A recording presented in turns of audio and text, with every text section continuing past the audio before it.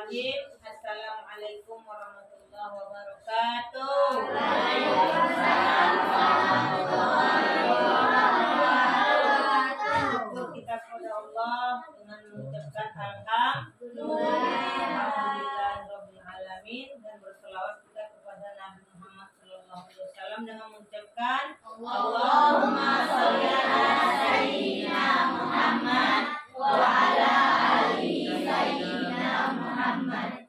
Alhamdulillah pada malam hari ini anak-anak ibu semua diberi Allah SWT kesehatan sehingga dapat hadir bersama-sama dalam rangka belajar Al-Quran. Di sini tidak memperpanjang mukadimah, kita langsung saja, yaitu tentang adab membaca Al-Quran. Adab dalam membaca Al-Quran. Jadi dalam membaca Al-Quran itu ada adabnya, bukan menghadap. Adab. Adab itu apa? Etika dalam membaca. Jadi Al-Quran sebagai kitab suci wahyu ilahi mempunyai adab-adab tersendiri bagi orang-orang yang membacanya. Adab-adab itu sudah diatur dengan sangat baik. Jadi umpama membaca surat Al-An'am, itu adab yang pertama kita tentu membaca ta'awuz. Langsung kita baca ayatnya. Di dalam ayat-ayatnya itu ada nggak aturannya? Ada. Apa aturannya? Aturannya, tajwidnya sudah mengatur di dalamnya. Terus dia hurufnya itu udah ada tempatnya. Jadi kita tinggal membaca dengan adabnya. Kita baca ta'awuz, terus kita membaca surat itu, terus kita lakukan, kita amalkan apa yang ada di dalamnya. Mengamalkannya itu bukan membacanya saja, tetapi tajwid yang ada itu kita amalkan sehingga kita dalam membacanya itu baik dan benar. Contoh surat Al-An'am tadi ada sebagian yang belajar di situ, maka dalam membacanya itu tidak boleh tergesa-gesa karena di dalam itu ada huruf yang tipis, ada huruf yang tebal. Jadi kalau huruf tipis ditebalkan salah apa benar? Salah. Juga begitu huruf tebal ditipiskan juga salah. Jadi kita harus memperhatikan apa yang ada di dalam Al-Quran tersebut, ya seperti itulah bagusnya dibaca. Itu contoh dalam membaca yang baik dan benar. Selanjutnya, membesarkan kalam ilahi itu bukan saja dalam membacanya, tetapi juga dalam menjaga tulisan-tulisan Al-Quran itu tersendiri. Jadi tulisan itu kita jaga. Bagaimana kita menjaganya? Bukan kita menengok saja menjaganya, dia akan lari, bukan begitu. Tetapi tulisan itu ada yang Ibu bilang tadi, tanda-tanda. Kalau contohnya Alhamdulillah, apa yang dijaga di la itu? Tanda mat asli. Apa yang dijaga di huruf H itu? Hurufnya huruf kecil. Apakah kita buat besar? Kalau kita buat besar berarti kita tidak menjaga. Jadi kita menjaga Al-Quran ini bukan dia terjatuh kita ambil kita cium, bukan seperti itu. Tetapi kita jaga bacaan-bacaan yang ada di dalam itu dengan menerapkan, mengamalkan tajwidnya. Kadang-kadang ini udah pintar katanya, tapi membaca itu gak dijaganya. Dia tahu huruf kecil, dibilangnya huruf besar. Dia tahu huruf besar, dibilangnya huruf kecil. Berarti tidak dijaga namanya. Jadi kita sebagai umat muslim haruslah hendaknya bisa menjaga Al-Quran ini sesuai dengan akidah-akidah yang ada di dalamnya. Jadi bukan menjaga Al-Quran itu, ditaruh dia tinggi-tinggi di atas dia nggak jatuh. Bukan seperti itu. Menjaga Al-Quran itu tulisannya itu kita jaga. Bagaimana menjaganya? Maka kita membacanya itu dijaga. Kalau H kecil jangan dibaca H besar. Kalau huruf itu mati jangan dihidupkan. Berarti sudah Itu namanya menjaga tulisan Al-Quran.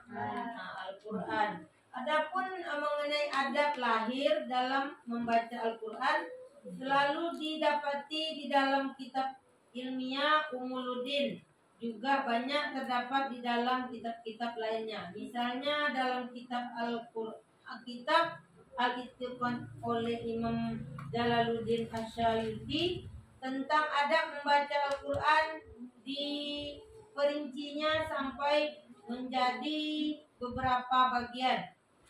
Jadi adab-adab itu banyak bagiannya. Mungkin kita tadi mengenai tulisannya kita jaga, huruf-hurufnya kita baca semestinya dia benar. Adab yang mengenal batin itu diperinci lagi menjadi arti memahami asal kalimat. Kalian dalam membaca itu tidak memahami asal kalimat. Jadi contohnya kita akan berhenti di tengah-tengah kalimat. Sesudah itu kita memulai. Jadi memulainya itu setidaknya kita memahami yang memulai itu apa artinya. Memang udah dalam itu kajiannya, tetapi kalian harus bisa. Contohnya tadi kita menumpang berhenti di wal-ar. Wal-ar itu artinya apa? Dan bumi. Berarti kalau dia dilanjutkan wajah alau bagus juga, karena wa itu artinya dan. Itu contohnya, itu menjaga juga namanya. Jadi bukan menjaga cara membaca saja, menjaga itu tadi kalimatnya juga kita jaga, karena tidak boleh sembarangan berhenti. Misalnya berhentinya di alhamdulillahilladzi. Alladzi itu apa artinya? Orang-orang apa? Kan enggak tentu kalimatnya, makanya kita lanjut khalaqas samawati wal begitu. Jadi itu namanya menjaga kalimatnya. Itu namanya termasuk adab membaca Al-Quran. Kesemuanya ini adalah adab yang berhubungan dengan batin.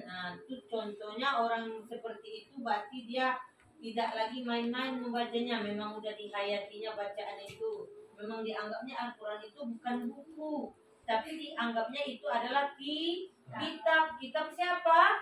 Kitab Allah. Kalau Quran itu kitab siapa? Kitab manusia. Karena manusia tidak penting kita menjaga tulisannya itu. Kalau kalimatnya salah pun tidak berdosa kita. Tapi kalau kalimat Allah ini ada aturan di dalamnya. Ya enggak? Kalau di Quran itu paling ada titik, koma, terus tanda seru, tanda tanya. Kalau di Al-Quran tanda apa di dalamnya? Tanda tajwid. Itu namanya adab-adab yang kita penting terapkan dalam membaca Al-Quran tersebut.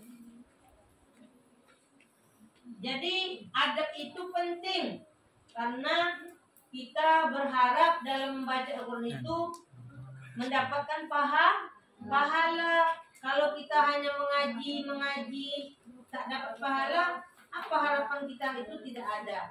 Bukan ada orang mengaji dikasih duit. Itu berarti harapannya duit. Tapi kalian mengaji di sini apa harapannya? Mendapat pahala dan mendapat ilmu. Jadi kalau mau mendapat ilmu tentu kita biasakan membacanya dengan adab. Kita biasakan mengamalkannya dengan adab. Jadi kalian jangan main-main membaca Al-Quran itu, karena Al-Quran itu ada adab-adabnya.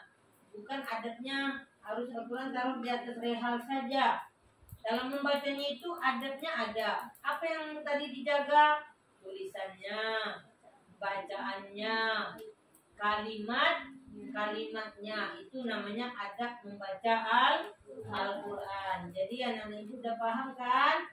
Jadi dalam bertadarus jangan lagi asal-asalan membacanya. Apalagi yang kelompok D, dibilangnya nggak tahu bagai hurufnya. Itu nggak boleh, karena kita udah belajar dari Iqra, huruf hijaiyah itu ada 29.